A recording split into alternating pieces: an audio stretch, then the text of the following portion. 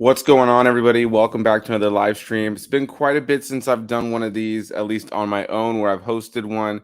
But a big thanks to you guys for stopping by. And so sorry that we're running nearly half an hour late. There's no sugarcoating it. I was taking a nap, alarm didn't go off, and my two guests started blowing up my phone. And then I woke up to a panic. So, yeah, let's not waste any of my more of my guest time or any of your time. We're going to get into this.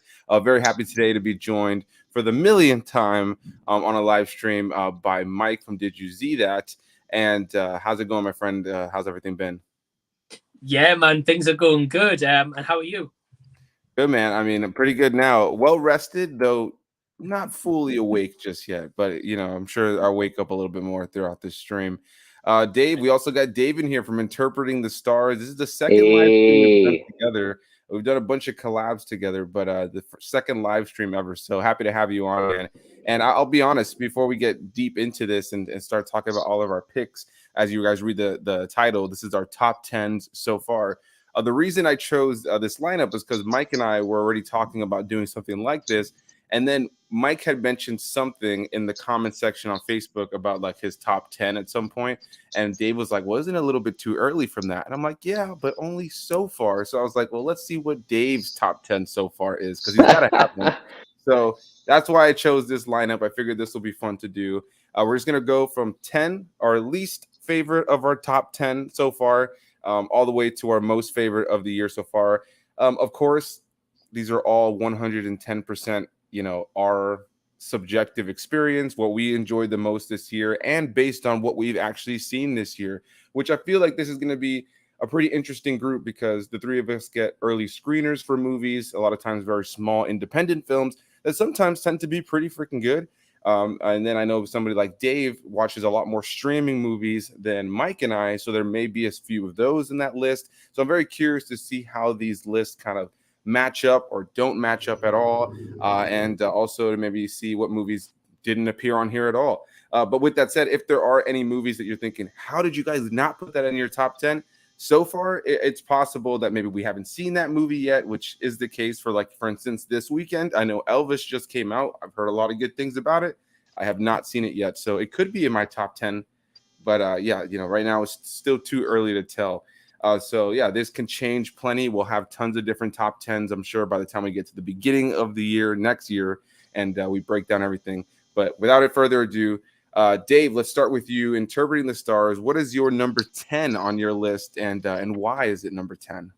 number 10 for me is a movie I literally just saw and reviewed a couple days ago, and that was Netflix movie Spiderhead, Mm, um, with Chris Hemsworth and Miles Teller. gotcha. I Uh, haven't seen that one yet. Is it any good? I'm assuming it is top 10 material it's then. top 10. However, again, I haven't seen million movies this year, so it's hard to compare it to anything else that'll be coming out later on down the road. It might get pushed way down later on. But as it is, I have it as a B. So that's where my top 10 starts, at a B. But I actually liked it a lot. My only real gripes with it came down to, I think, casting. And that's only because you kind of have to buy into the idea that Chris Hemsworth's a scientist and Miles Teller is like this prisoner that can, if he needs to, he can take on Chris Hemsworth. That's all casting. The story itself is fine because it makes you think a little bit in terms of big pharma and things of the nature of what's going on, and it's supposed to take place in the near future. But I had a good time with it. I enjoyed it. I know that not everybody has, but I don't know. I had a good time with it Nice, man. overall. Yeah, that's not one I've gotten around to. Mike, have you seen that one yet? No, I've seen the poster for it and I watched Dave's review for it, but no, I've not seen it. Yeah, I haven't seen your review for it yet, but I did. It's funny. It's one of those things where somebody tells you about it, and then after somebody tells you about it, because I heard it from you initially, and then after that, I just started. It's like all the marketing that Netflix could possibly push about that movie was hitting all of my social media. Like right after Dave told me about it, that's kind of creepy how that works. But That's how it works. Mike, let's go ahead and jump into your top 10 your number 10 of your top 10. What is your pick there? Yeah, sure. So my number 10 is actually a movie I didn't review on my channel. And I think I remember actually talking to you, Perez, about this. But yeah, my number 10 is Jackass Forever. Nice.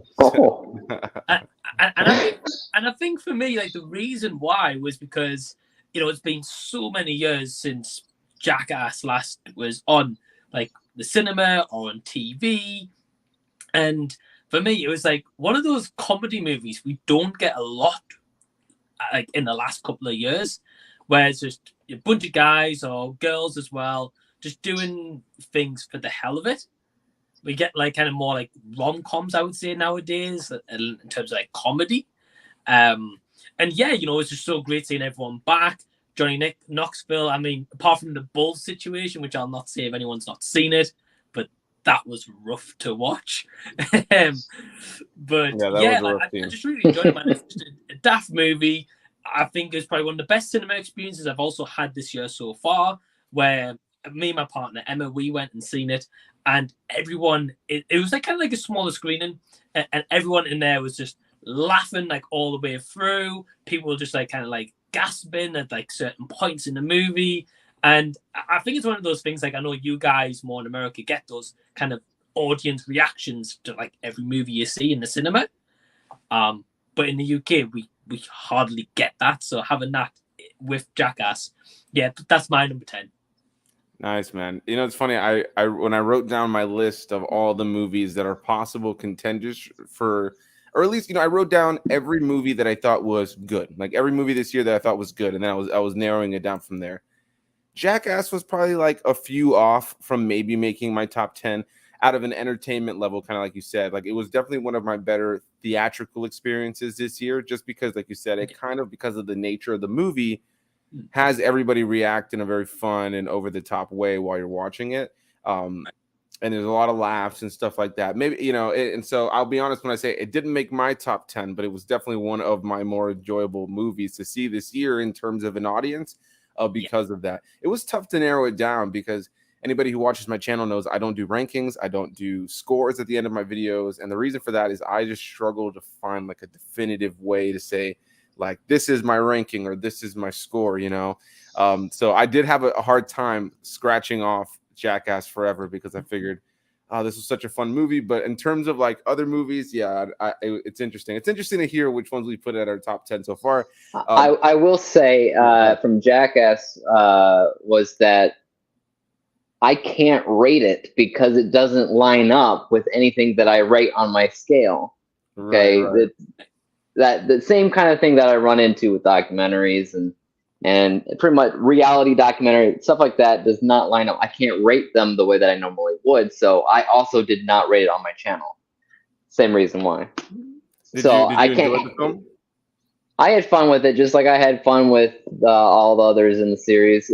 It's stupid, but it's also funny. So right, yeah. Yeah, it's one of those things, kind of like, if you're watching it at home, it kind of feels like you're being reunited with, like, old friends, and just kind of like, it's like a very laid back, chill movie. And even seeing it in the theaters, I think it was the most times now. And, you guys tell me if you guys feel similarly. When you sit down to watch a film that you're watching for the very first time, especially a narrative film or something that's, like, scripted, your reviewer brain turns on, and you watch the film in a certain way with the intention to, review the film after it's over. And for me, Jackass was one of those films this year that was really able to just roll over me as just enjoyment, you know what I mean, without that concern of, like, well, how does the cinematography look, and or is the costume design on point in this film, you know what I mean? Like, those questions kind of went out the window with Jackass. So it was an enjoyable watch on that front for sure.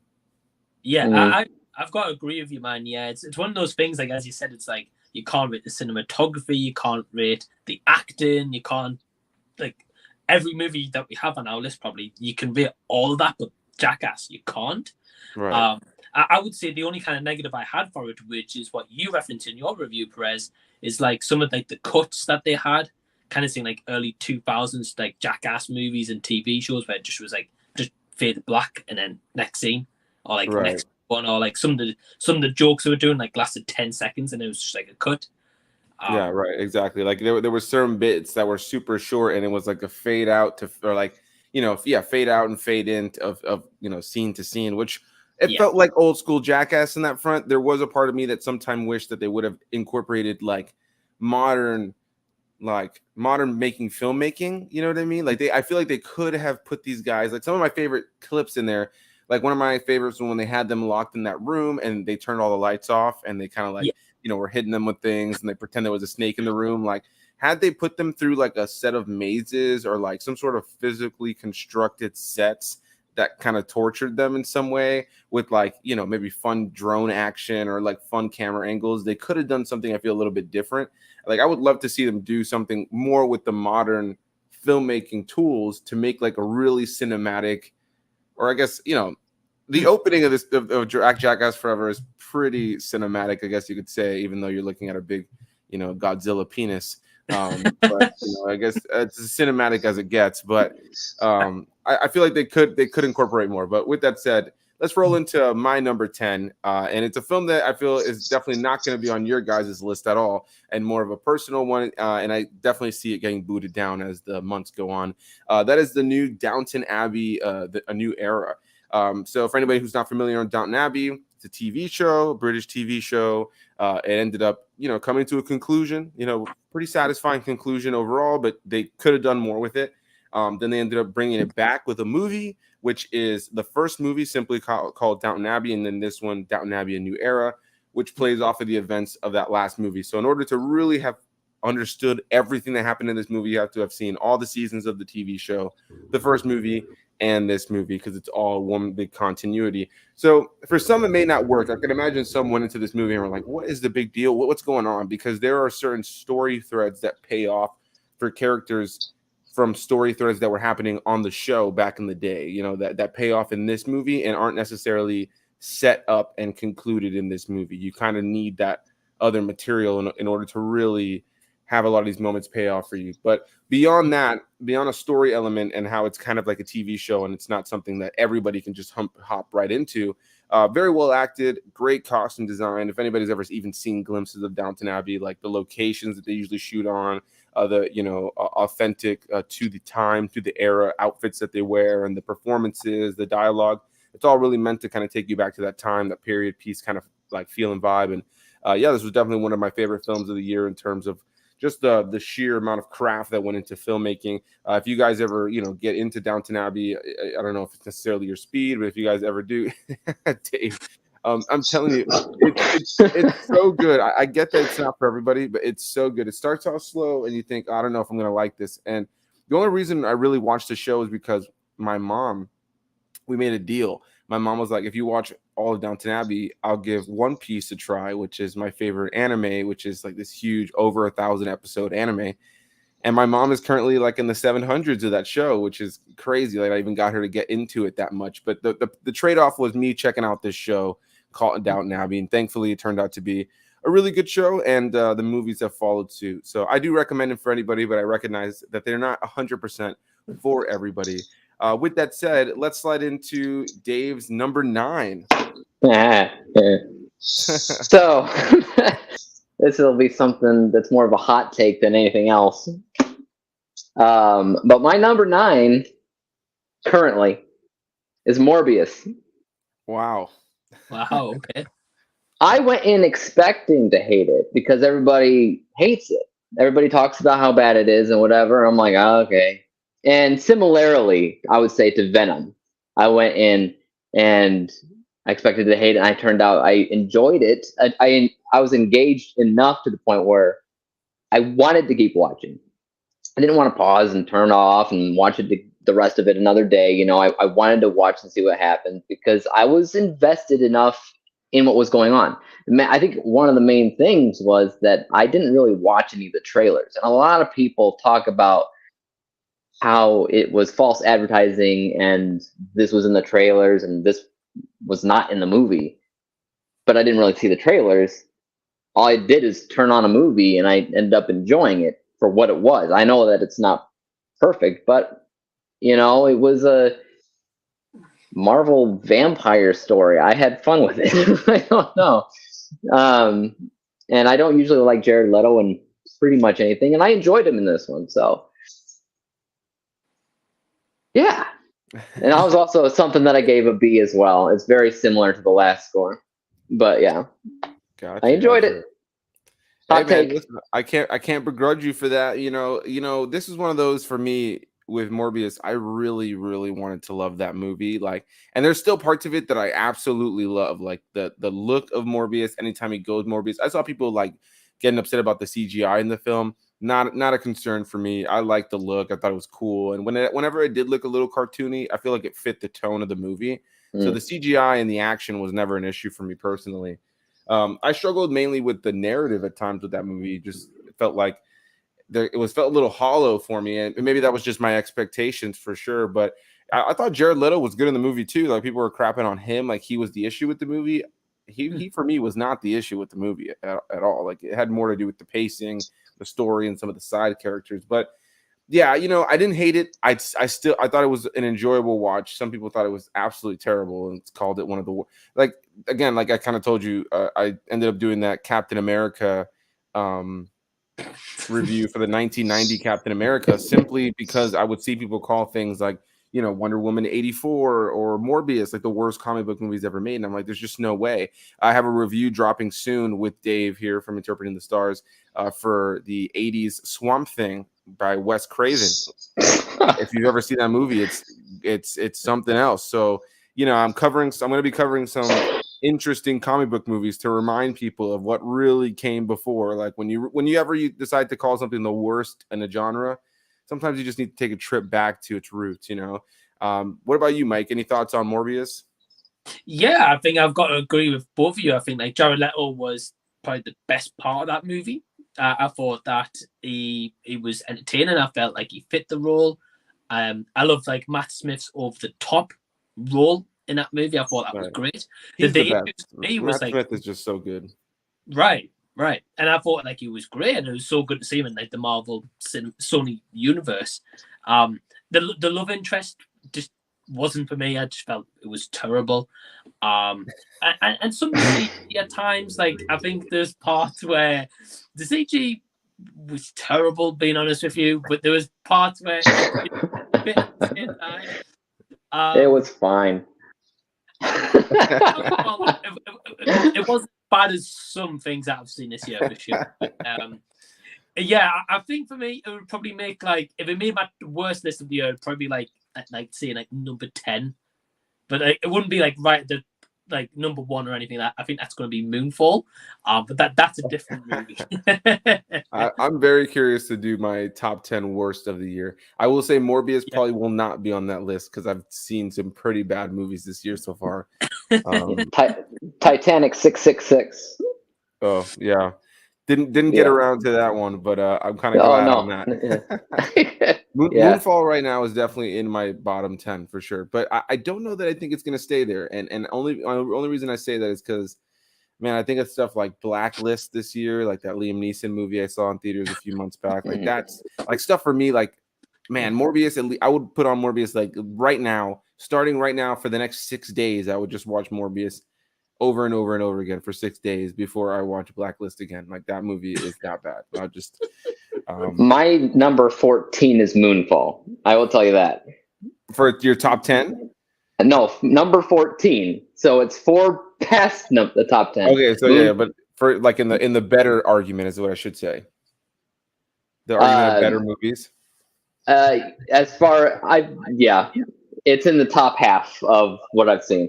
Interesting. I know that you are. I think if I'm not mistaken, you told me you're a sucker for Roland Emmerich, like world. Oh yeah, for sure. I don't care for the sequel to Independence Day. Yeah. That's a nothing movie, but everything else I've enjoyed for the most part. Nice, man. Nice. I mean, there's definitely enjoyment. I love 2012, but people hate that movie for some reason.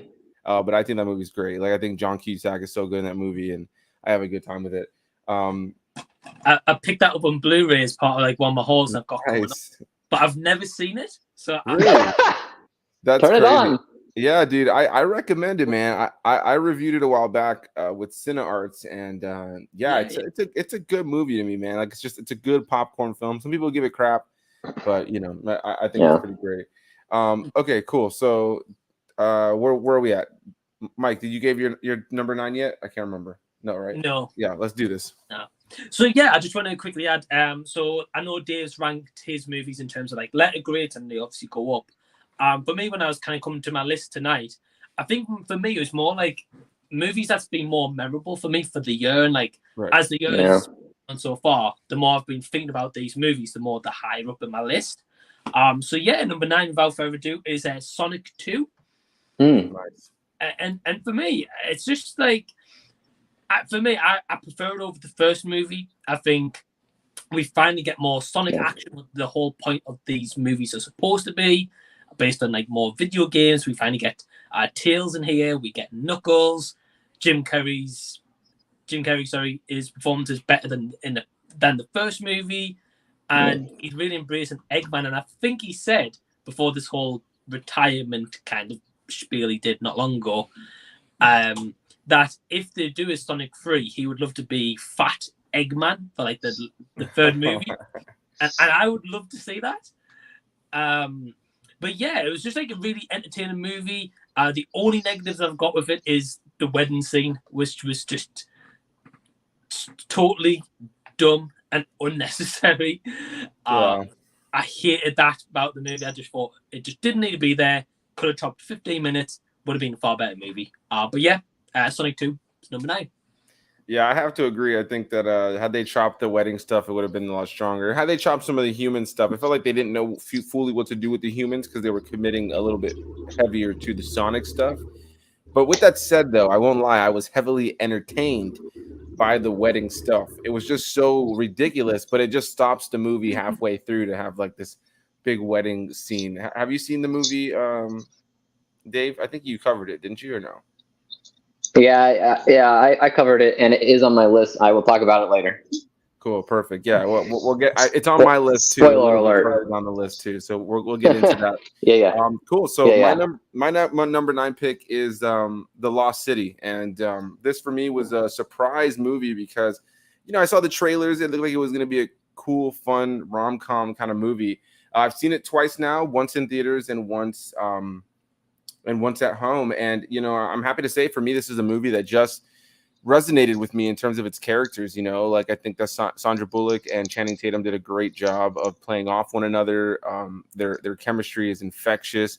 It does have kind of that romantic comedy while also a fish out of water kind of tropiness that you kind of get in these kind of movies sometimes, but it just worked. For me, this was just a good popcorn film. When I saw it in theaters the first time, super reactive crowd, like super reactive, big, like loud audience, and not in the bad way. Just like every laugh got a big laugh or a gasp, or some of the moments, especially around things with like Brad Pitt's character in the movie, like got a lot of really interesting reactions. And yeah, man, I just felt the cast was strong. Daniel Radcliffe was just hamming it up, going for this big over-the-top villain character. And yeah, that's definitely my number 9. What about you guys? What do you guys think about The Lost City? I really enjoyed The Lost City as well, and again, it's on my list, but I'm not going to tell you where it is.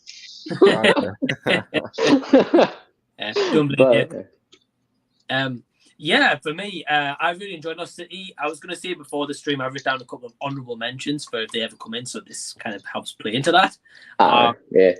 Yeah, I've got to agree with you, Perez. I think Daniel Radcliffe, for me, was one of the best elements of that movie.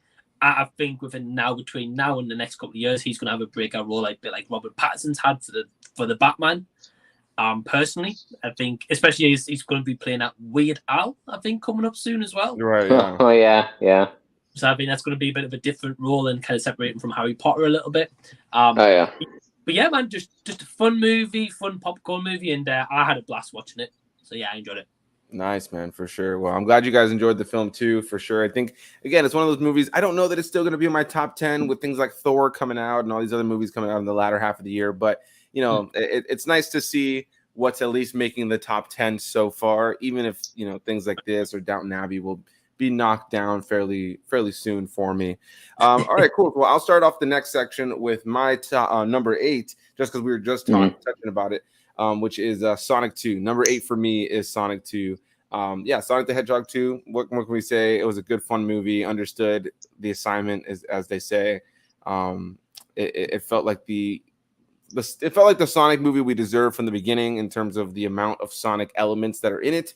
But I think that the existence of the first Sonic movie did a really good job of making this one have more to kind of launch off of. And it was just great to see, like, there are moments in this movie, I don't know if you guys agree, but there are moments in this movie, especially near the end, where Sonic, Tails, and Knuckles finally all come together, where there's like a slow-mo shot of the three of them before they start taking everybody out. For me, I almost felt like No Way Home energy in a moment like that. Like it just felt like the moment where the 3 Spider-Men just land all together when they're all together there. I don't know. I got tingles watching this in theaters for sure. So yeah, that's my number 8. Mike, we'll go around to you this time. What's your number 8 on your list? Yeah. And just before I reveal, I just want to quickly say, Perez, I agree with you about that moment with all 3 of them. Like, it's just because the film builds those 3 characters up so well, and to the point when they get together at the end, it's like it's a big payoff. So yeah, I agree. Right. So number 8 might be a bit of a controversial one that's making the rounds at the moment, bit controversy, and that is Lightyear. So saw that recently. I think I've probably graded it higher than a lot of people have, to be honest.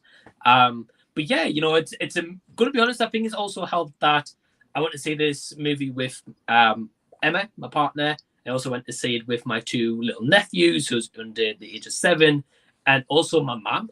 And I haven't been to the cinema with my mum since Toy Story 3, I think. So it's been that long. And, I just really enjoyed the movie. I felt that it depends how you analyze the movie. So, I mean, I've said in my review, I'll not repeat it too much, but I just felt like it was a nice way to tie into the original Toy Story franchise. I don't want to say too much in case anyone hasn't seen it. Yeah, exactly. But yeah, no, I just really, really enjoyed the movie, and I think this whole controversy going around it, I think it's unnecessary, but I can understand why maybe some people, have been a bit hesitant towards it. But yeah, dude, it was just a fun time. I thought Chris Evans was awesome as Buzz Lightyear, and I thought the action scenes were awesome. So yeah, Lightyear's number 8. Nice, man. Nice. Yeah, it was an honorable mention for me for sure. It was one of the last few that I was scratching off when I was really trying to figure out what 8, 9, and 10 were for me. But yeah, I certainly liked the movie for sure. I didn't think it was one of those, like, you're not going in getting like an Inside Out or Soul level like narrative in terms of like something that's going to tug on the heartstrings in that way. But yeah, I definitely enjoyed it. And it's probably like, I would say, like Pixar's first true action movie. Like, it feels like, especially in the last act, it feels very Star Wars. Like, there's a lot about it that feels very much like just like a sci-fi action movie with really good animation that has Buzz Lightyear at the center. Like, that's pretty much how I felt about it. So yeah, I thought that was cool. Overall, definitely one of the best animated too. What were we saying? Yeah, no. Just one last thing I wanted to throw in about Lightyear, and I don't think a lot of people have known this. I did highlight it in my review, but the director of Lightyear is a guy called Angus MacLane. And before, if anyone's watching this, and Dave, I know you haven't seen the movie yet, but if you go on Disney Plus, there's a documentary called Beyond Lightyear or Beyond Buzz, something like that. That's literally kind of the making behind this movie.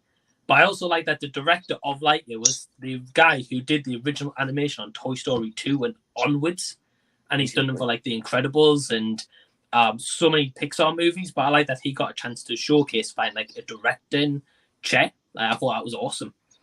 Yeah, that's pretty cool too, given the fact that he said Toy Story 2, which means that he was around for when they were introducing things like Zurg and like the little extra pieces of lore around Buzz Lightyear that definitely play out in this movie. So that's pretty cool. Yeah, definitely something to look into. I haven't seen the documentary. I think it's called like Beyond Infinity or something. Or like, yeah, I want to say it's that. Yeah, I've seen it pop up on there. Dave, my man, number 8. Let's hear it. Number 8's a movie. I don't think either of you seen it. I think the only one on my list that I saw a screen or two. and it's a movie called Basement. So it's an independent film. It's definitely on the lower budget side of things, so it has some issues in terms of audio. So you'll hear like the noise in somebody's mic that cuts in and out when they're talking because they didn't have the best microphones, for instance. So that part definitely took it down for me, but I enjoyed everything else because similarly to 12 Angry Men, it's based off of a play, so you feel that playness in it because the whole time it takes place in one spot, and there's a lot of dialogue to it that's good. It's important, and it's also politically correct, if you want to like. So it has a lot of themes. It's about basically the end of the world. Okay, the city's getting bombed, and people from every culture start showing up seeking asylum in somebody's basement, and there's like this one guy who just turns out to be racist. He hates everybody, and then the story is just kind of get along, because we're all we got. And I don't know, I thought it told a nice message. I had a fun time with it. The performances were not bad at all. It was honestly the only negative really was the sound quality. In terms of, dubbing, in terms of sound effects that were sometimes too loud for the scenes and stuff like that. Like nothing with the sound really worked that well for me, but I did like the story. I liked the message, and I liked the ambiance of feeling like it was a theatrical performance, basically. Nice. So Basement. Yeah, I gotta check that one out. I haven't I did see you cover it. I think I watched your review, but I haven't actually seen it myself yet. I'm guessing, Mike, have you not seen it too? No, I saw Dave's review, and I think it's because did the director reach out to you? The director sent me an email to my personal email. This is the second time that has ever happened. So I was wary about the first time because that one was horrible, but this one was good, so it's good. The first one was Roe v. Wade. Was it Roe v. Wade? I think we both got one of that one. Yeah. And today, yeah, what a timely thing. Yeah, it was the Roe v. Wade film, and then of course they just overturned Roe v. Wade today here in the States. Which is something. But let's not bring the mood down now. Let's jump into number 7. Go to 7. Lucky number 7. Let's go. Yes. My number 7 is a film I just recently covered that's been doing very well for my channel, and that is an Indian film called RRR or Triple R, as I'm just going to call it Triple R. Man, I mean, what a movie. I had initially heard about it months back. On my favorite YouTube channel, Dan Murrell's channel, and he had been just covering like the foreign box office market and just covering how movies were doing over there, and RRR was at the top of these lists for quite some time as it became, I think, the biggest blockbuster over there in India. And so I just kept hearing more about it, but it wasn't a movie that it was a movie that was on my radar, but it wasn't a movie I was sure I was going to see anytime soon because a lot of those movies don't always make it over here. So, every here and there, my theater will play different Indian films, and I was kind of keeping a lookout to see if there was any screenings for it. I saw a couple of my fellow YouTubers, from different states post some pictures that they got to check out, maybe like a screening for it somewhere, but never saw anything pop up here. And then one day, Mike hits me up, and he's like, hey, Sydney reviewed it. I'm going to review it. There's a lot of viewership coming from this movie. Cover it. Check it out. I stayed up till 3 a.m. that night to check it out, and man, what a movie. Just an insane movie. I'm not overly familiar with Indian cinema outside of maybe some of the little clips that I've seen here and there of really over-the-top things or some of the stuff that's kind of what you come to expect from it, the big musical numbers and stuff like that. And I think there's kind of, especially for Western audiences, there's sometimes a bit of a cheesiness that comes from that doesn't really interest us over here. But man, I had such a good time watching this movie. It's a movie about the ultimate bromance, a revolutionary tale about two guys on the opposite ends of this, revolution, as you could say in a way. that don't know that they're each other's enemies. They make the sweetest and like best bromance of all time. Like this movie has some of the biggest over the top intense comic book action, but then at its core is really about this like sweet friendship of these just two dudes that just like literally like you could literally insert like let me tell you about my best friend like over clips of these two in this movie because of the nature of how cheesy the bromance is over the course of the movie. And yeah, you know, it's just a really well written film with great performances. It's got that over the top drama and over the top acting that you come to expect from it, but it's so purposeful in the movie. I mean, there are moments where a character is talking to the other character, and there is just clearly like a fan or a wind machine just blowing on them, like blowing their mustache and their hair in 17 different directions.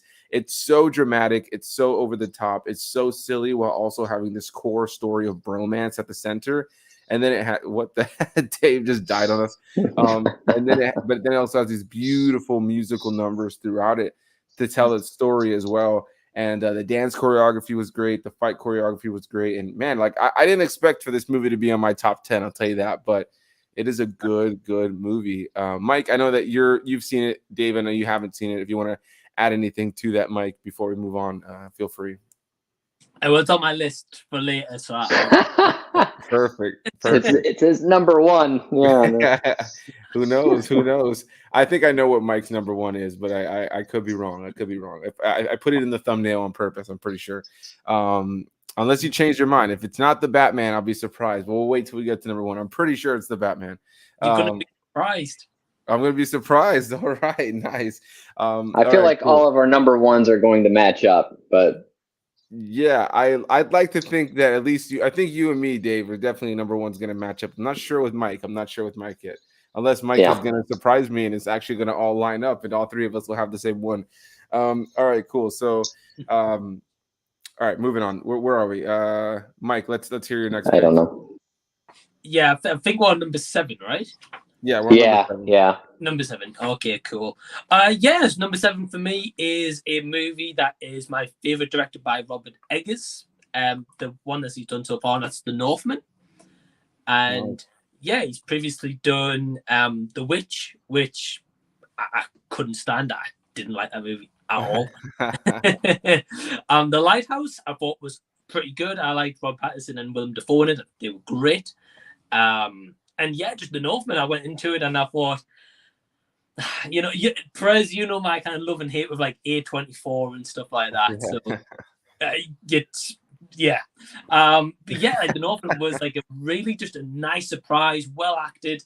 I love the set pieces that we get in here. I also love like the location as well and how they built all these sets, and it's not like in a studio. They actually went out and filmed all this, which I thought was just awesome. And yeah, it was just a very pleasant surprise. I found myself really engaged in the movie, and definitely going to be buying it on 4K, I think. Yeah, really enjoyed the movie. Nice. Yeah, that was definitely a really good movie too. I would say it was one of my runner-ups, and the only reason I didn't put it on my list personally was just out of sheer like enjoyment of other films. Like I think The Northman for me may have been one of the better made movies I saw this year. And if that was solely the reasons I was throwing people movies on my top 10, it definitely would have been on my top 10 for sure. But because of the fact that the story can be a little slow at times and has like could be super bizarre at times, you know, there's a scene in this movie. Like there's multiple scenes like this, but there is a scene in this movie. Dave, you haven't seen this one, have you?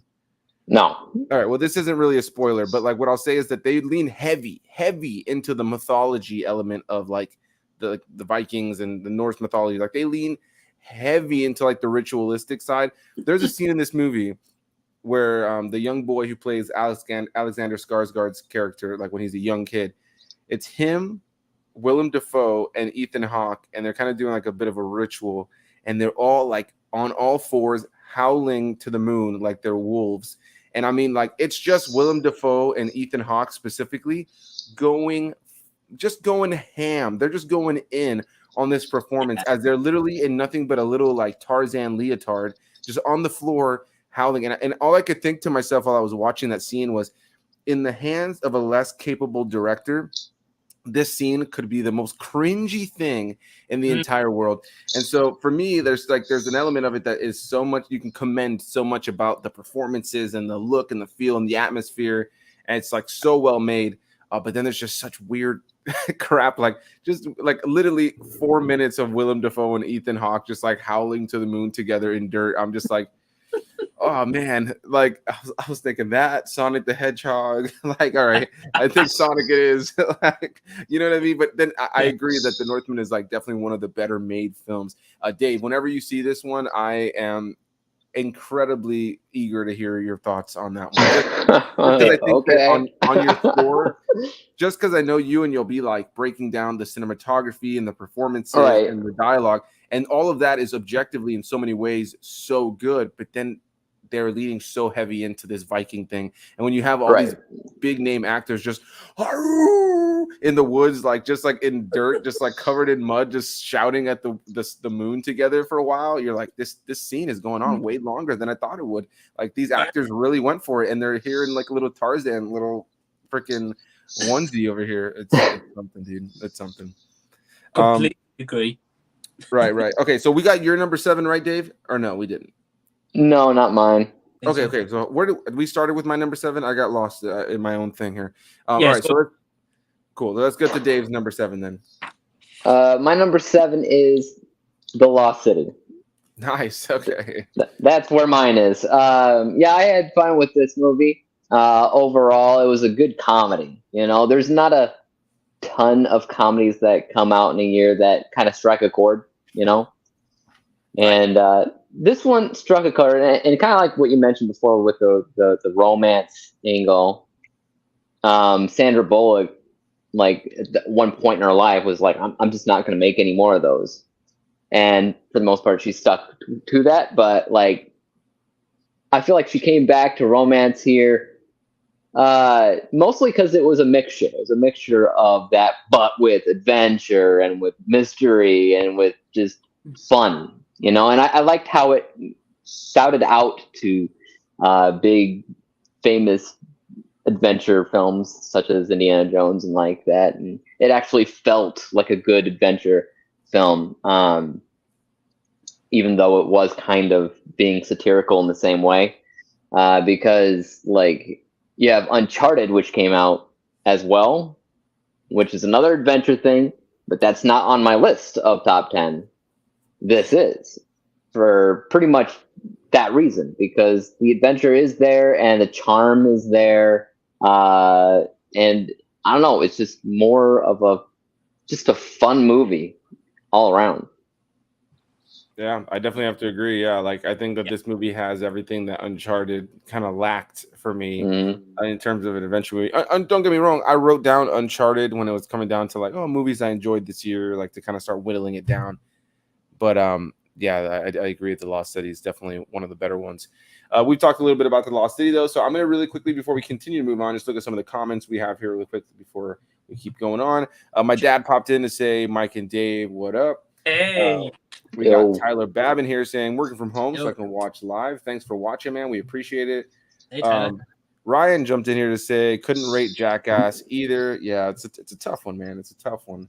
Got Mr. Blue in here as well saying hello. What's going on, my friend? Hello. We got Q Reviews in here saying what's up as well.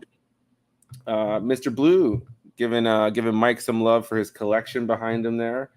Thanks, very man. nice, very nice. Easton Plays saying that Sonic 2 is their number 1 so far, which is awesome. Yeah, I could definitely see that being it's an enjoyable popcorn film. I could see it being one of the favorites for people who go out to the theater this year. My dad popped in here to say Jurassic Park Dominion ain't making the list.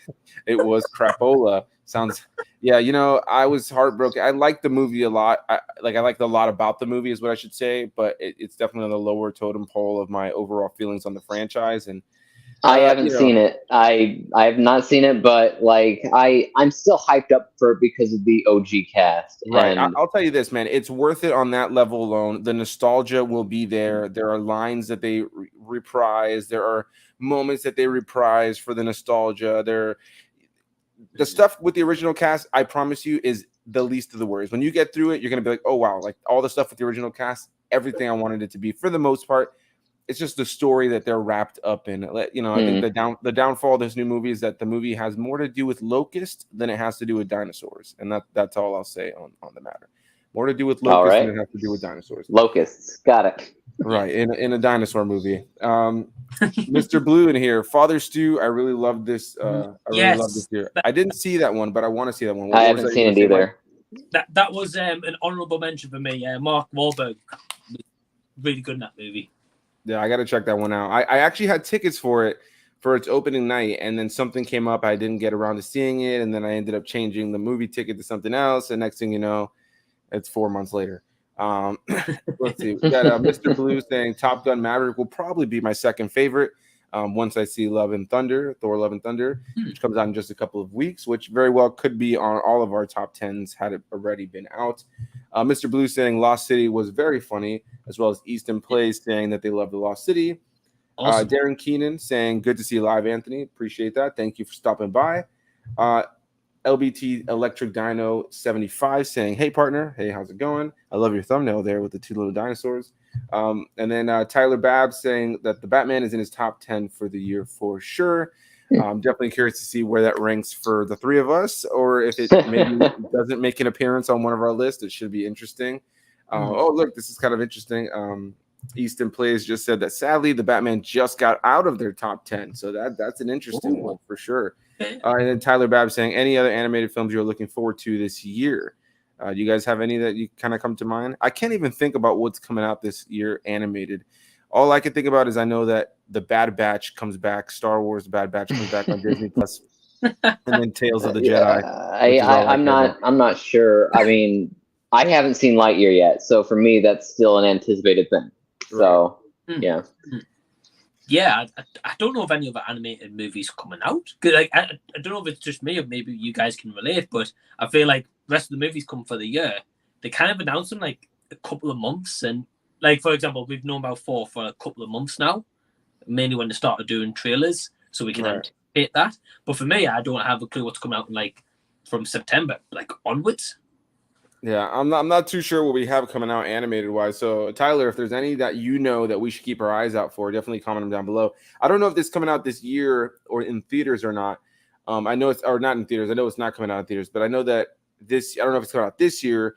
There is a new Batman film that's going to be coming out on HBO Max, an animated film that is supposed to be like a take on the character, but he's like an Aztec kind of character, like a Mayan character, where that is Batman. Where like they kind of their culture tends to wear like those kind of headpieces where it's like an animal head around them, but it's like a bat instead. If you look up Batman, HBO Max, like Aztec, like it should pop up, which looks pretty cool. I don't know if that comes out this year, but the image that they released of what Batman looks like in it, I think it's cool. A different cultural take on the character.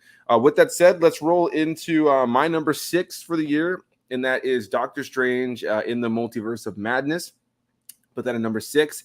I was really struggling here as we get into the top 5 in that whole round to really narrow it down because I struggle really with the definitive kind of approach to critiquing things in any way. But for me, this was a well-acted film with some big over-the-top fun action sequences. I enjoyed the horror element that Sam Raimi brought to it. Saw the movie twice, had a good time with it both times. With that said, though, there are elements of the movie for me that do feel super rushed. People were going crazy about the cameos in the movie, which I thought were definitely fun to see for sure. But especially during the second watch of the film, I can definitely say that for me, the cameos felt kind of wasted. I felt like they didn't do really all that much with them. Yeah. It was kind of throwaway.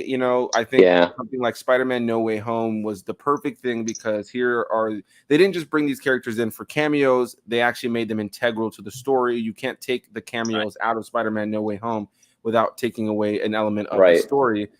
Whereas with the cameos here, I don't mind a cameo here or there. Like, for instance, in a, X-Men First Class, when they walk up to Wolverine at the bar and he tells him to fuck off. Like, that's a fun little silly quick cameo that you can kind of breeze by. But if you're going to kind of make them a part of the story, like, hey, like our main characters are going now to spend time with and see and learn information from cameo characters, you got to make them a little more integral, in my opinion. Kind of fan service, Right. So any thoughts you guys want to throw on Doctor Strange? I don't know if you guys have it on your list too, and you guys want to talk I about have it on my list. I'll talk about it in a little bit, but yeah, I mostly agree with pretty much everything you said there. Gotcha. What about you, Mike? Well, funny enough, Perez, mine's actually number 6 as well. Nice. All right, cool. We'll just roll into There you taking that over. go. Go ahead. Yeah, literally, bro. Like when you mentioned that, I was like, wow, I can't believe I've actually matched up. But yeah, man, like everything that you said, I completely agree with. For me, like the cameos was just a waste. You hit it perfectly about like Spider-Man No Way Home did it great. Like, for example, if they're going to have like a cameo in this, like you mentioned about Hugh Jackman and Wolverine, like I thought one cameo in this was cool, was Bruce Campbell's character. Right. Like, even just something like little role that he was in, it was still just funny, and it was great to see him in the Marvel movie again. Yeah, I just felt like they could have definitely utilized more with the multiverse, because that's the whole point of the title of the movie. I don't think we got that enough.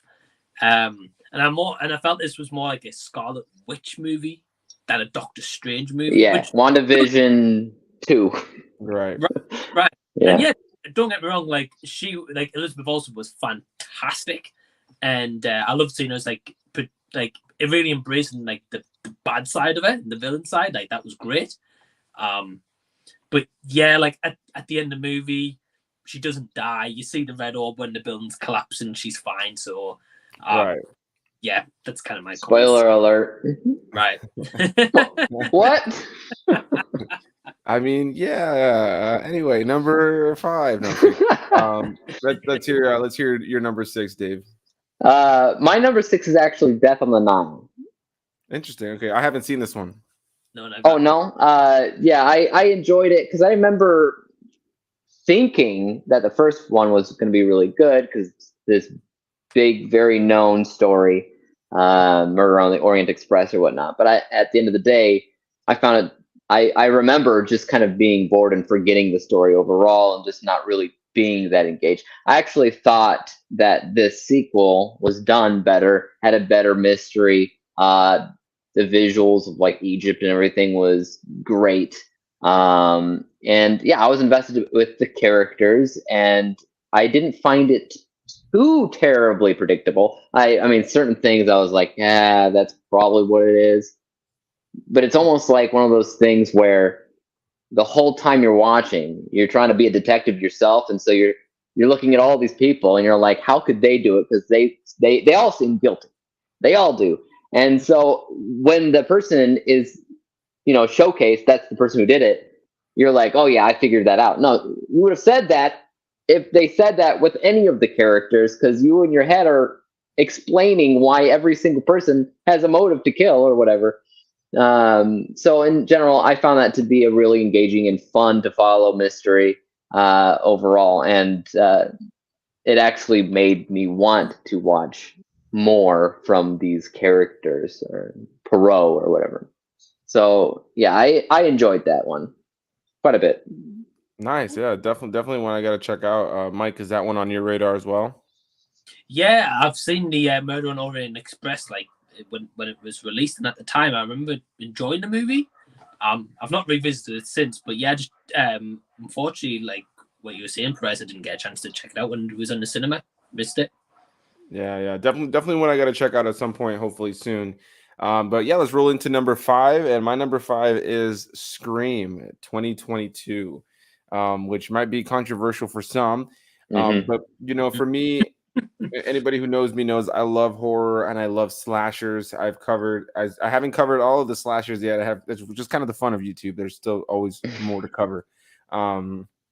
But I've covered all like the Freddy movies, all the Jason movies, all the Chucky movies, all the Ghostface movies, and tons of other little random slashers here and there. And there's others I still need to cover, like Michael Myers and stuff. But I've always loved these characters. I have Chucky tattooed on my leg, and there's something about slashers that for me are just like, it's like comfort movies for me. It takes me back to being a kid and sitting down and catching like AMC's like Monster, whatever, Monster Marathon or something like that, and it's just it for me when it comes to like good old horror films, characters like Ghostface always have rung true. So to have this new, incarnation that brings back the original cast while also having a really new, strong cast. I thought was great. You know, it plays on the whole, as they bring it up in the movie, re-sequel thing, you know, a movie that's a reboot to the franchise, but still has to be a sequel within the same continuity and brings back legacy characters. And the movie was just so self-aware and poking fun at itself and knew what it was, while also kind of, you know, mimicking certain things that we've seen before. It was just a good, fun time at the theaters. I saw it at a Scream like fan event, where like right before, like they showed like a full like little montage clip of all the movies leading up to that, and everybody that was in the theater for the most part had a Ghostface shirt on or something like that, and you know, people were just applauding before the movie even started. And so then as soon as the movie started, it was just applause left and right. Anytime Ghostface showed up, or it was like there was this huge kind of community experience watching that movie. It wasn't obnoxious. It kind of felt like I was watching like an Avengers movie or something, but you know, it was Scream, and it was only because of the audience that I saw it with, which I think heightened my experience. I did see it one more time after that on Paramount Plus, and I'm happy to say I still really enjoyed the film. I think it's a great installment in the series, and yeah, I mean, if they do, which they are, they're going to make a new one. I'm excited to see where they take it for sure. Dave, we'll jump to you this time. What's your number 5? By the way, I can hear you guys. I'm going to step away real quick to grab a bottle of water, but go ahead, Dave. Okay, bye. My number 5 is Doctor Strange 2. That's where it is. Nice. Like I said, I agree with everything you guys were saying. For the most part, especially with, you know, the No Way Home and versus this and the multiverse thing. It's not a multiverse of madness. There's barely even one other universe. I mean, that's about it. There's our universe, there's another universe, and they kind of, you know, hop back and forth or whatever. But that was the gist of how many universes there were in this multiverse of madness. You saw like glimpses and flashes of some other ones. But that was all like just as a gimmick. There's really only 2 universes going on in this movie, and not a ton of cameos because the ones that we got, again, were like throwaway. So yeah, mostly WandaVision 2. Enjoyable movie, but I prefer the first one, which was a lot more straightforward, and it dealt with a lot of more concepts like astral projection that I really like to see in movies, while this one kind of ignored that more so to just deal with multiverse stuff, which so I enjoyed it for sure, because I love the first Doctor Strange, so I love the character. I love the concept of pretty much anything that you can do with this character, but I expected more from it. Ultimately, it was enjoyable. It was a good movie. It's still in the top 5 for me, but not, you know, as everything it could be, basically. Right. Yeah, I definitely agree, man. I think they could have done way more with the movie, and it was an enjoyable time. Like, yeah, like I put it at number 6. Like, that's still pretty good in the grand scheme of the amount of movies that come out on a yearly basis. But yeah, you know, I feel like they could have done more. And one thing, you know, without getting too deep into spoilers, that if you've seen the first movie, the post-credit scene teases, you know, Baron Mordo as this big return villain, and you know, the version that we get in this movie is a multiverse version, and they don't do a whole lot with him being like a follow-up villain. Like if you were, it's like going, it'd be like if they never really followed up on the Thanos, like, you know, scenes at the end of these movies. Like if they never really gotten Infinity War or Endgame, like it's just kind of be like, all right, okay, well, thanks. Yeah, thanks for that. You know, right? So like, it's a bit of a strange decision there. And Mike, any words on that, or do you have Doctor Strange coming up later on too? No, my Doctor Strange is the same as you. Oh, that's right. That was right. It was number 6. That's right. You're both 6. Yeah. Okay. Yeah, no, I just agree with all of you. I would say the only other thing I wanted to add in that I guess liked about this one is that it was like probably Marvel's first kind of horror that they've done with Sam Raimi, and it was so great seeing him back in Marvel once again. It's been too long.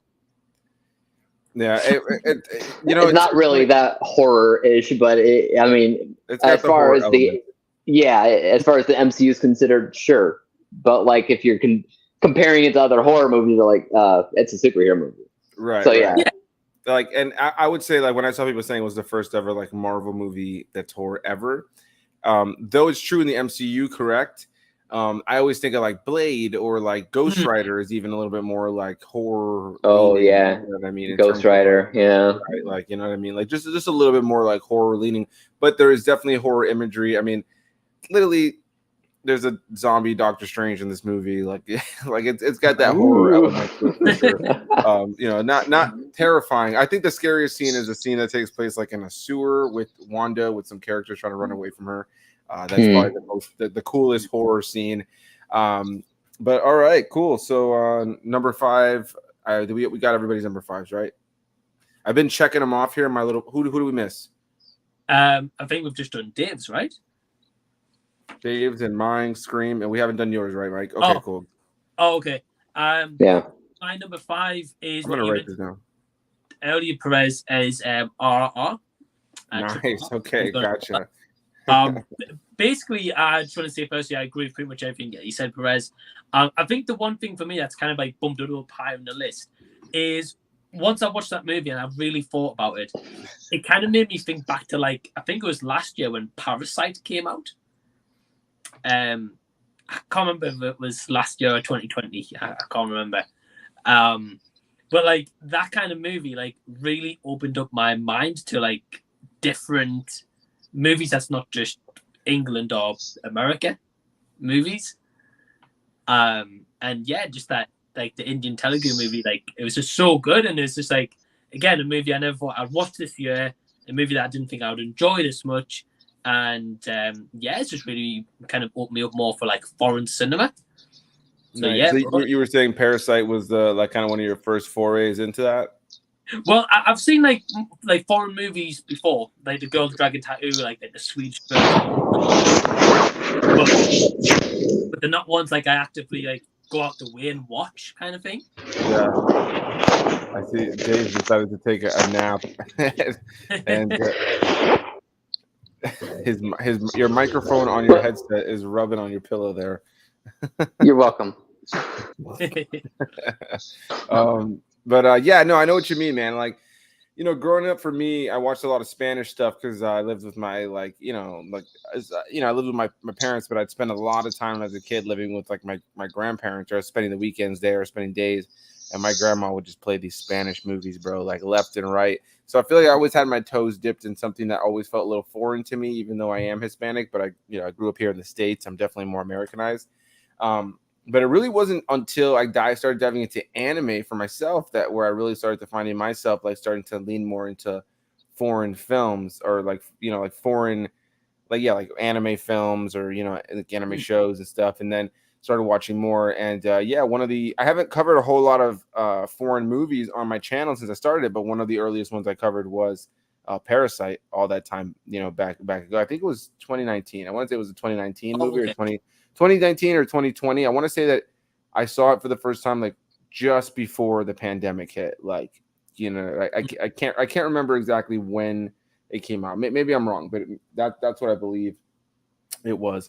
So, all right, cool, man. That's a good pick. Are a little bit further down. I think I put it at number 7. Yeah, number 7, number 5 for you, and then Doctor Strange number 5 for Dave, and Scream number 5 for me. We'll roll into number 4 here, and my number 4, and this one was tough, man. I was really struggling with this top 4. I'll tell you.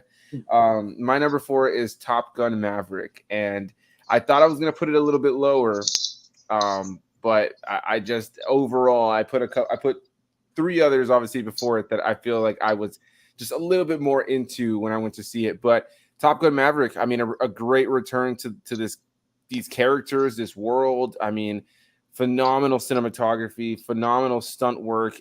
Dave, I know you probably haven't gotten a chance to see it yet since it's a theatrical release, so we won't get into anything in depth with the movie. But the amount of stunt work that they put into making this movie what it was, the amount that went into the performances and the jets and the piloting, and all these actors having to learn to, withstand G-forces and all this stuff so that they can get up there into the planes and actually film these scenes as they were. It's a movie that for whatever little moments of like digital effects that they may have had from time to time, which I'm sure there was something that was CG around, like maybe some super dangerous like cliffs or things they have to kind of fly the planes through, that I'm sure they didn't throw the actors into those planes at that moment. You can never really tell. For whatever scenes that may have had digital like effects, you can rarely tell or differentiate what's digital and what's practical. And knowing that majority of it is practical only makes it that much better. I think it took what was, an enjoyable, nostalgic film from the 80s and, with a fairly hollow story and just double down on it here. This is the Empire Strikes Back of the Top Gun franchise for sure. And that's definitely going to be my number 4 pick. So we'll go to you this time around, Mike. What's your number 4 pick? Yeah, well, Top Gun's later on, so I'll get into that a bit later. But yeah, later on. Right. Number 4 was Everything Everywhere All at Once. Huh. All right. And again, all right. And I can't believe I'm saying this, but 2 A24 movies in my top 10 this year. Right. Yeah. I know. I think I'm gonna have to go back and revisit some of the older movies now. But yeah, like this one just surprised the hell out of me. I thought that again, like the Daniels, I've never heard of them before. It's my first introduction into them. And being honest, Dave, have you seen it? Yeah, I believe you have, right? Yeah, he covered it. Yeah. I thought so. Yep. But for me, this felt like more of a multiverse movie than Doctor Strange in the right. of Madness. 100%. And I feel like so far what we've got in terms of multiverse movies, this is probably the best one they've done so far. But an actual multiverse of madness. Right. But yeah, like the acting's awesome. It's an emotional story as well. And it's just got so much going for it on a small budget. And I just feel like the budget was used perfectly. Right. And not wasted. So yeah, just an awesome movie. Really surprised me.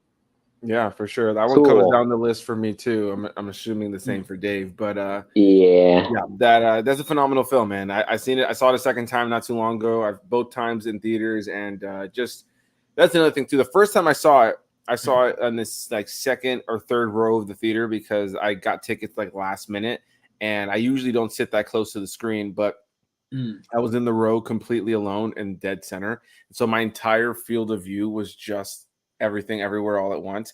So when it starts getting like wild near the end and the editing is just crazy, I just felt like I was like high on shrooms the whole time, just staring at the screen, like, taking it all in with this fast-paced editing and craziness and visuals that are happening later. And I just felt like by the time the movie was over, man, I just went like on an experience with that one. And yeah, I'll talk about it a little bit more when it comes up on my list. But definitely a great pick. Even if it's not as high up as I would have put it. I mean, just to have, like you said, 2 A24 films on your list is pretty awesome. That's pretty awesome. I know. And a new leaf. Right. All right, Dave, let's hear your number 4. My number 4 is, I think it's another one of the movies that you guys haven't seen, if I'm not mistaken. But this was a movie that was in the Fantasia during the year that I covered it, but I missed it, and it finally came out, and that was Ultrasound. Ultrasound is, in a nutshell, it's about mind control. It's about gaslighting. And so the whole time, you, the audience, the people in the movie, you're supposed to feel like you have no idea what's going on. Like it's supposed to really trip you up. And the further the movie goes, the more you kind of piece together the jigsaw that is the movie. But it's one of those movies that I saw being compared to things like what Christopher Nolan would make, Inception or Memento or things of the nature. Like it just kind of messes with your head a little bit. And you're not entirely sure what is real, what's fake, especially because you're talking about things like mind control, like what is real, for instance. I enjoyed that a lot. I definitely recommend it if you haven't seen it. Definitely worth watching. Nice. That's my number 4. Yep. Sweet. Yeah, that's definitely a movie I got to check out. I did see a review for it, and I remember you praising it pretty high. So definitely one I got to check out. Mike, have you heard of that one? Seen that one? Watched his review? Anything? I've never heard of it, and I don't know if I've seen your review, Dave, yet. I'm gonna have to go look. I don't remember if you did or not. But no, it gets tough, like, you know, keep it up with everybody's channels, and like then you watch something, you're like, oh, I forgot to comment. It's like, would it be weird to comment now? It's like, oh, it's like 3 years later. Hey, hey, great, hey, good job. Great review. All right, cool. So that's our number 4s. Let's move on to number 3s. This is where it was really tough. I was gonna put Top Gun here at number 3 initially, but the one other movie that actually, in terms of, this is where it was tough.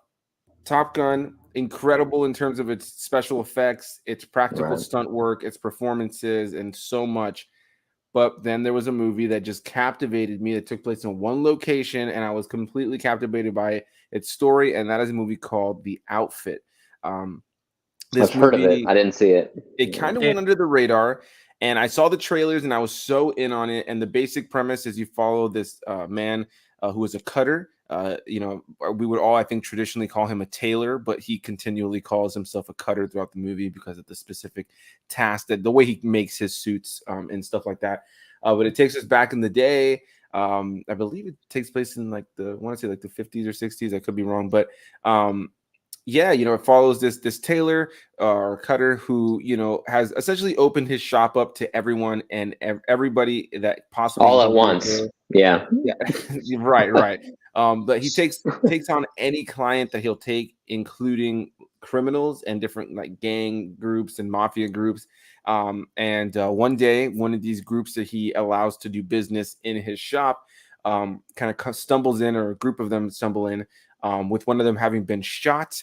And now he's caught in the middle of kind of this issue going on with this, you know, gang group and the others that are you know, coming to get them, the people who shot this individual, and they're using his tailor shop as a way to kind of to lay low. And now this, you know, relatively chill older gentleman is now caught in I think he's played by Mark Rylance, who does a fantastic job in the movie. His performance is so good. Yeah, you know, now he's caught in the middle of this situation with this group who, you know, respects him, and they're not going to do anything bad to him. But it's like, you know, if you try to kick us out of your tailor shop, you've made more enemies, kind of thing. So what does he do? He has to kind of hold on to these people. It's really tense, dialogue heavy film that takes place in one location with multiple rooms, where sometimes there are characters in one room who don't know that another character's in another room. And our main character, the cutter, is, you know, trying to keep the peace and having to hide people and hide things inside of his shop, as one enemy will show up right as the other enemy had just shown up and is hiding behind the door in the room. And it's just a movie filled with tension, and it's really dialogue heavy. It takes place in one location. If you have not seen The Outfit, I highly recommend it. One of my most gripping narratives that I've seen in theaters this year. With that said, Mike, let's jump into your number 3. Yeah. Also, I haven't seen The Outfit yet, but I've seen yours and Sydney's reviews, and I know you both loved it, so I definitely on my list. Yeah, for me, number 3 is a movie that I've just seen like a week ago, I think, if that, maybe even less, and it's The Black Phone. Wow. Oh, okay. Now, I know this has divided a lot of people, and like myself, a lot of people love it. A lot of people aren't as big on it. But I've got to admit, like, it's probably the best horror movie I've seen this year. And I think it kind of helps with being with my partner Emma. Since being together, like, she's got me a lot more into horror. I've never been not into it, but she's got me far more into it. And the acting is awesome. The premise is so simple. But it's kind of like Scott Derrickson did Sinister like years ago, but people still remember that movie. And I feel like The Black Phone is going to be like another one where people's going to remember it. I think Perez, I don't know if you were telling me, but Black Phone's been announced for Universal Halloween Horror Nights this year. Yeah, I believe they're having like a Blumhouse house or a Blumhouse like section, and they're gonna have like multiple Blumhouse like things like that can have a moment or a section in a house. That's what I understand from it. But yeah. But yeah, man, like, I just think it was just such a good movie. Again, the performances were great. Ethan Hawke is creepy as the grabber. But when he's on the screen, he's creepy. And just I heard like going into it, I heard mixed things, and I was just very pleasantly surprised and walked out with a big smile on my face and thought, wow, this was awesome. Nice, man. Yeah, I actually saw The Black Phone last night. So it's pretty fresh on the mind. Good movie. For me personally, as I said in my review, I thought it was a really good movie. Not a great movie for me personally. But I found the Ethan Hawke was great in the movie, like you said. I think that this is a movie that is going to definitely go down as one of those popular movies in terms of the look and the character of the grabber. I said in my review I can already tell that's going to be a hot ticket item around Halloween this year for sure. That mask. It's going to be, you're going to see a lot of people like, oh, I'm the grabber, which is fine. I thought that Ethan Hawke gave a fantastic performance. His mask has like an interchangeable mouth. So he can have like a smile on or a frown or like kind of no mouth at all. And it kind of indicated where his personality was on that day in the movie. And I thought that was pretty cool. And overall, a pretty cool, creepy kidnapping film. With some supernatural elements, a little predictable at times for me, a little bit convenient at times, but certainly an enjoyable watch. Dave, I know you have not seen it yet. No, so with that not said, yet. Let's jump into your number 3. My number 3. Nice. Nice. Sonic. Sonic the Hedgehog. All right. Sonic 2. Definitely more of a Sonic thing than the first one was. I enjoyed the first one because, if you're comparing the two that had the more simplified plot, it's a road trip film essentially. But if you're looking at Sonic 2, you're looking at an actual Sonic movie. You got Sonic, you got Tails, you got Knuckles, you got Robotnik, and a lot of the lines I enjoyed. Like when they were on the plane, like all three of them were on the plane, and like, okay, we have to be strong. We have to figure out our next plan, which is, or whatever he said. And then Knuckles jumps off the plane, jump off an airplane, or whatever it was. And there's just a bunch of lines in that movie that just had me cracking up. So I think it's funnier overall, maybe slightly more convoluted than the first, but it felt like Sonic. And I think that's probably the most important thing. And like you guys said about the wedding scene, the entire plot line could be thrown out the window.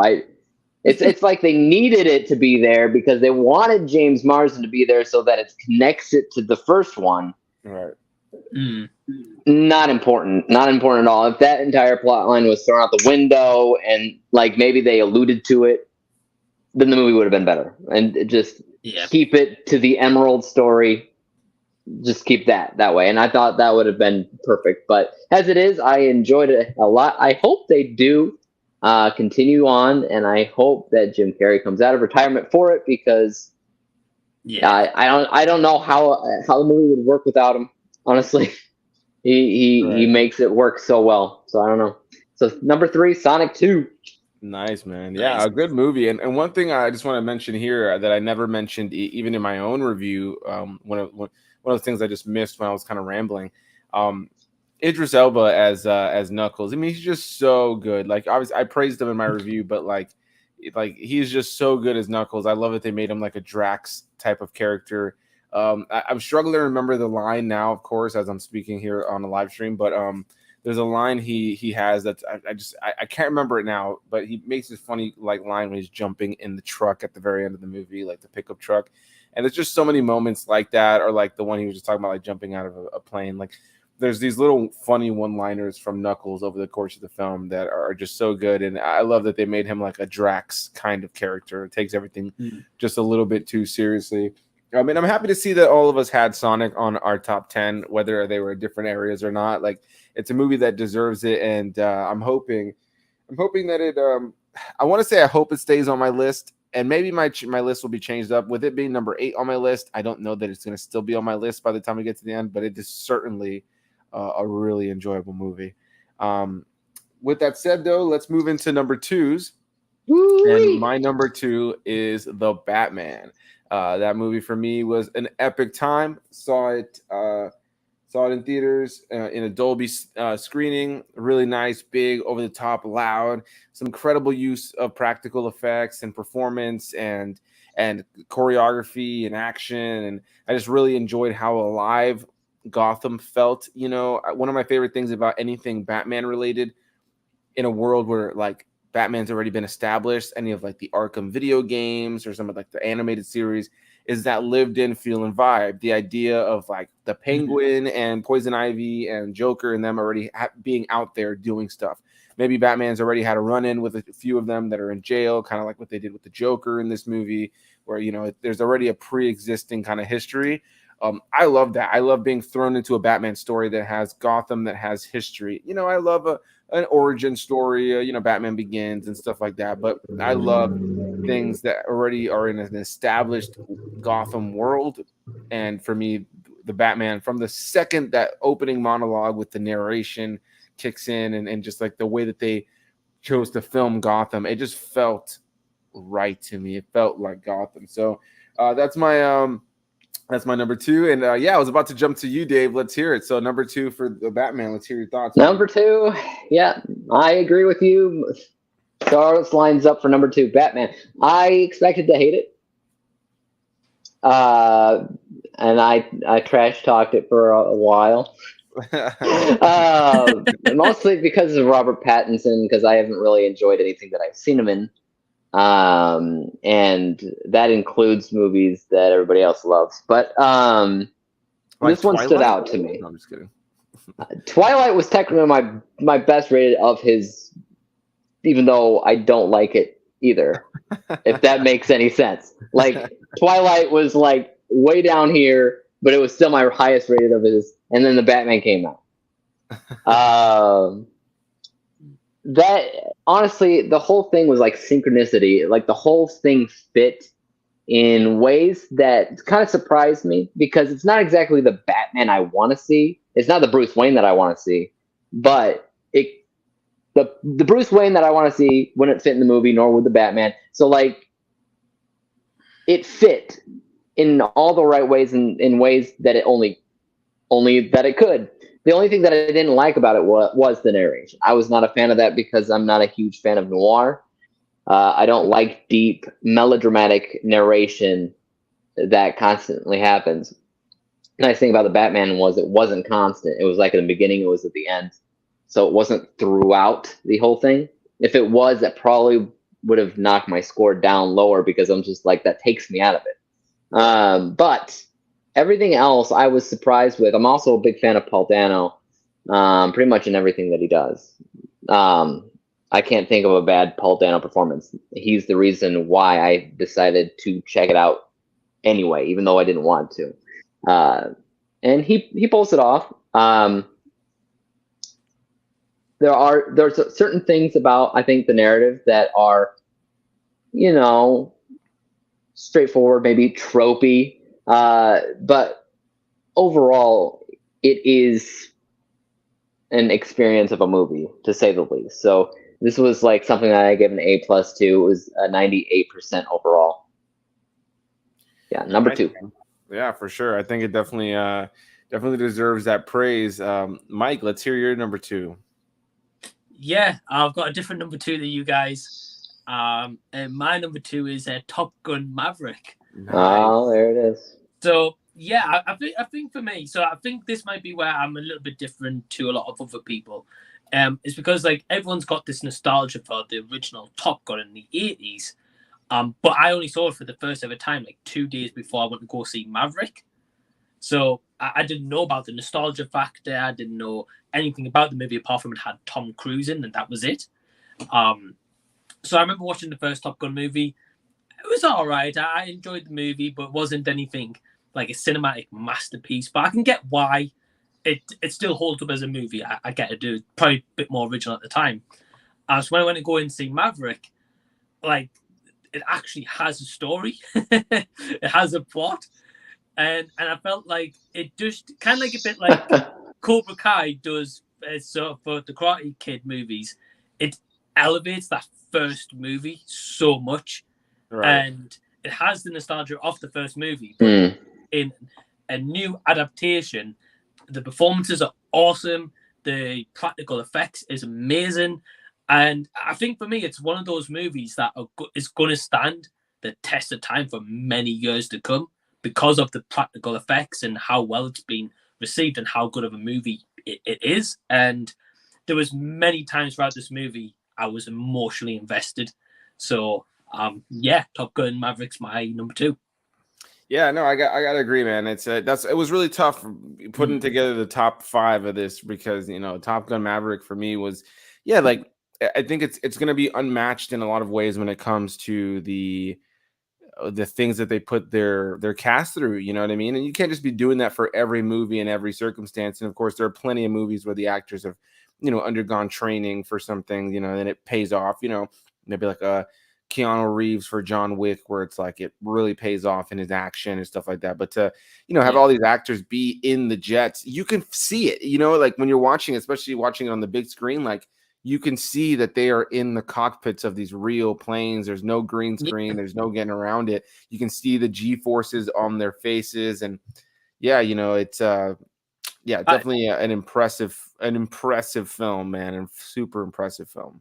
Definitely. I feel like you made a good point about John Wick. I feel like Top Gun Maverick is kind of going to be like the standard for like airplane movies and plane movies in general.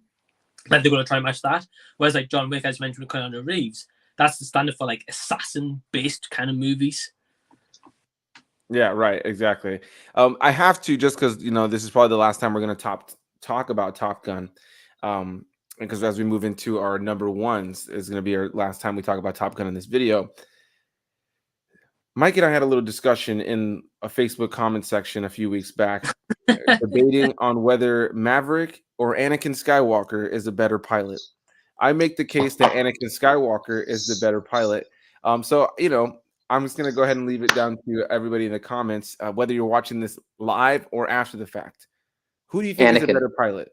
Anakin Skywalker. Oh, all right. We got one vote from Dave here, and I'm going to hear your thoughts in a second. Anakin Skywalker or Top Gun Maverick for everybody in the comments, or Maverick, the character of Maverick. Dave, why do you say Anakin Skywalker? Because when it comes down to Top Gun, I haven't seen the second one, so I know that there's probably a bunch of stunts and stuff like that I'm missing out on as of yet. But he is limited to actual stuff that can physics. Thank you. While Anakin isn't. He's in science fiction land. He can do anything. And so anything that you want Anakin to do, he's not going to fail. All right? There's actually a threat to Maverick. He could just crash into a wall. That won't happen to Anakin. Okay? Anakin's a better pilot. I'm sorry. Before we move on to our number ones, Mike, I'll let you defend yourself here and why you've chosen Maverick as your favorite pilot of the two. Yeah. I think it's like what I said in kind of like the kind of comments in a couple of weeks ago. Is like for me, it's like Anakin's awesome, and I'm not doubting his piloting abilities, but when you come down to comparing them, it's hard because you got like obviously they're both fictional characters. But you've got one in like a reality-based movie kind of thing, and you got one in like a complete sci-fi-based movie. So it's like if you take them both and you compare, like for me, it was just like the reality basis of it. I was like, you see Tom Cruise, but yeah, like you see, I mean that's fair play, Travis. I guess I'm it on this one. No, yeah, I definitely agree with what you're saying. I think it's funny because like it's kind of like what Dave was saying. It's like Anakin can do whatever because the physics of Star Wars, or what even are the physics of Star Wars, but of course, yeah, it's more poking fun because of course what you're able to pull off in Top Gun. I mean, there are scenes in this movie genuinely with Tom Cruise where I mean, you can see the G-forces on these people's faces, and you can feel the weight of these ships flying around. So there's a massive difference between feeling the G-forces on Tom Cruise's face as he's doing this epic stunt, and Anakin's going, "This is where the fun begins." You know what I mean? Like it's super different. But anyway, let's move on to our number ones, and I'll just go ahead and drop mine and say it is Everything, Everywhere, all at once. I'm guessing What? the same for you too, Dave. Yeah. Yeah, that was a phenomenal film, man. Like, saw the movie twice in theaters. Just so good. A rich message, a rich mother and daughter message, but ultimately a rich message of just any parent and a child. And overall, I feel like a rich message of, how easy it is for us to get lost in the black hole of our mind and get lost in everything, everywhere, all at once in our lives, and not take time to just appreciate those around you, accept those around you, love those around you, and take in everything everywhere. But, maybe not all at once. You know what I mean? Don't let everything weigh down on you. There's so many themes and messages while also having such a goofy element. The fact that there's this movie is so rich in storytelling and themes and messages, while also having a universe with hot dog fingers or bizarre elements like people trying to unlock superpowers by getting a butt plug up their butt, like, or a scene where the villain is beating up some people in an epic action sequence with 2 dildos. If you hear all of this and you haven't seen this movie, you probably think, what in the actual hell is this movie? But it does such a great job of leaning into the bizarre, the silly, the over dramatic, the very comical, while also having a rich, rich narrative at the center about family and friends and life and cherishing the stuff around you, and not allowing yourself to be so bogged down again that you lose yourself in the black hole that is your mind, that is shown as a bagel in this movie, which it would be kind of hard to explain. But Dave, since this is your as well as Interpreting the Stars is top every movie of the year, Everything Everywhere All at Once, let's hear your thoughts on it, man. It is one of the rare instances that I've ever given anything 100%. It is like the 6th time ever I've done it. And there's a few reasons for that. I like the multiverse creativity, of course, and like you were saying with the messages and the family dynamic of it, absolutely. But also as a film editor, I have trouble thinking of any other movie that's out there that's edited as well as this movie. There's been constantly a battle that I've had with myself watching it. Like, can I logically call this movie the best edited film I've ever seen? Because if it's not, it's up there, but like it certainly feels like it when I'm talking about it, like right now. Like, there's so much challenge that is put onto that editor, and there's only one editor for that movie.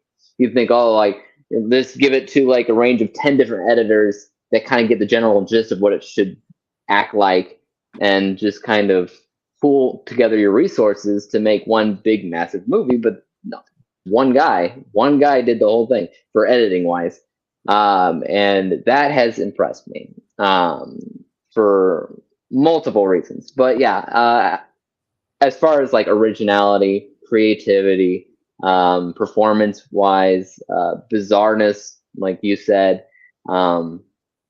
like, it went the extra mile, and it dared to do things that were bold enough that might turn people away, just to prove a point, I guess. I don't know, but like, what it ended up with was massively entertaining, and just like a range of like emotions when you watch it, as far as an entertainment level, but like just on a technical level as well. It's really well made. Yeah, no, I think you hit the nail on the head, man. Like, it's just such a well-made film, and the editing. I remember specifically, there's a moment in this movie, without getting into spoilers, where our main character Evelyn is kind of going through like every bit of the multiverse as she can, and it just starts flashing super fast to like a million versions of her, including, like, if you look in there, like animal versions of her and like zombie versions of her and all this stuff, and it's going by so quickly. And then it would get back to a regular pacing of the film, and then it might have some sort of edit where like it kind of like pulls you into like another universe, and then it's fast again. And there's just a great mix of fast-paced and slower editing that all leads to one cohesive vision that really makes sense. It really, really does make sense. It's such a really well-made film. Mike, any added thoughts on the film, even though you've already kind of shared your thoughts on it? Yeah, just I wanted to touch on something that Dave was mentioning about the editing, and well, you guys have both touched on it. I didn't know it was just one editor, but I guess at the same time that's either down to a budget or there's a case of it someone who's like really passionate about the project that they didn't want. Because like you guys know yourself, when you see movies and sometimes if they have multiple editors, like one person's not gonna have the same vision as the next person. So the editing's gonna be a little bit different. But yeah, I don't really have much else to say, but I think yeah, it's a truly fantastic movie. Absolutely, absolutely. Well, let's get into the last one. The last one for you, Mike. What is your number one movie of the year so far? Yeah, I think number one's going to shock you all, to be honest. And that is Morbius. Yeah, I bet you didn't expect that. No, nobody. Right. Are you serious? No. I was gonna say, I started questioning myself. I was like, did he put the Batman on his list? Did Batman really get like snubbed right now? Dude. Yeah, you knew. Yeah, you knew. Yeah. My Morbius. Woo! Right. I mean, it's on my list, but like. Right. I knew Dave would have been rooting. Yes. But yeah, man, like, so my number one's Batman. Yeah, for me, like, I've always had a huge passion for Batman ever since being little and like being introduced into like, the superhero genre, starting from Christian Bale's Batman Begins. And for me, I remember seeing Batman Begins originally in the cinema, and I fell asleep during the movie. I didn't like it. And then years and years later, I revisited, and I was like, I was shocked. Like, I think that's kind of like one of the biggest films for me that really opened my mind to film. There's Batman Begins, and ever since I've loved it. I've loved the Dark Knight trilogy, seen all the multiple times in the cinema so much, and this movie was like the first time we've had a Batman movie since the Dark Knight trilogy, like a solo Batman movie, and I think it just paid off. Matt Reeves' direction is fantastic. Every time I watch the trailer where that last shot shows the Batman coming towards the car, give me goosebumps every single time, and it did even in the cinema. And yeah, I think you mentioned this as well, Perez, but this is my first ever IMAX experience, and it only heightened the movie like so much. So I saw this movie 3 times in 3 days, and nothing beat that IMAX experience. But yeah, it is. Hold on. It's a movie that I got the 4K of as well, the Steelbook version as well. Nice. Yeah, this is a movie that I think is going to hold up big time. So yeah, Batman's my number one. Nice. Well, hey, this has been tons of fun. Love to be able to talk to you guys about these movies. Maybe we'll do a follow-up in the coming weeks of our worst movies of the year so far. We could try to get back together for that. For anybody who's watching this, a big thanks to you guys for watching. This was tons of fun to do. Big thanks to Dave and for Mike for being a part of this video as we discuss our favorite movies of the year so far. And I'm really curious to see what all of our individual videos are for, like top 10s are like at the very end of the year. I'm sure they're going to be very different while probably having some similar things on there. I'm very curious to see if anything tops Everything Everywhere All at Once for Dave and I for the year. If anything tops the Batman for Mike. Very, very curious to see if we have different number ones by the time that this year is over. But yeah, before we move on, before we wrap this up, Dave, we'll start with you. Just let people know where they can find you and what you got coming out. And I should also mention to anybody watching, you guys can already find the links to both Did You See That and Interpreting the Stars down below in the description box. Yeah, go ahead, Dave, if you want to take the floor for a moment. Okay, well, I can be found on YouTube as the channel Interpreting the Stars. Also on Twitter, you can search Interpreting Stars, or you can type IAMDWG. I'm also on Instagram. I don't really post on there like at all. I don't know why. I just don't. And TikTok and all these different places. I also have a food channel that I sometimes post to, and that is Cookin' Cruise, Cruze. Don't ask me why. I don't even know anymore. But I review foods over there, and I don't know. I just do a bunch of different stuff because I always have to be doing something. Yeah, that's me. Thanks. Sounds good, man. Yeah, thank you for being a part of this. And Mike, what about yourself, man? Where can people find you, and what are you working on right now?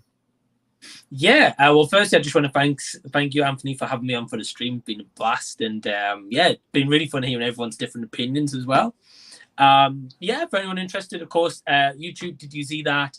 On Instagram, _MikeJZ. So yeah, in terms of like things that I'm working on at the moment, next week on my channel, the Michael J. Fox filmography is resuming with The Hardware, with Anthony Perez is joining me for a collab for that. So I'm really looking forward to that. And tomorrow, I've also got a review for Elvis. I'm going to go see it tomorrow morning. Nice, so that's coming up. Oh, mama. What was that? Oh, mama. That was beautiful. You should have been cast as Elvis. Thank you. Yeah, I definitely want to see that movie. It's on my list. I was gonna think about going to see it today, but I just wasn't. I woke up. I woke up today tired, which is part of why I was taking a nap and I was late for the stream. But yeah. So a big thanks to you guys for joining. A big thanks to Dave and Mike once again. Again, the links to their channels are down below in the description box. After this goes live, or once I'm done with this, I'm gonna fill out the description box a little bit more and all that jazz. But you guys can find the link to their channels down there already. And yeah, this was our top 10s. Of course, like I said, this is our own subjective experience. So if you made it through this whole video, drop your top 10 down below in the comment section, or at least maybe your top 5, maybe your number 1 pick of the year so far. Definitely want people to drop their comments down below. Let us know what you've been watching, what you've been into. And if you guys are interested in seeing us come back to do a top 10 worst of the year, let us know, and we will be back for that. But I'm going to wrap it up now. A big thanks to you guys for watching. Hit that like button, comment, subscribe, all the YouTube stuff. And yeah, we'll see you guys in the next one.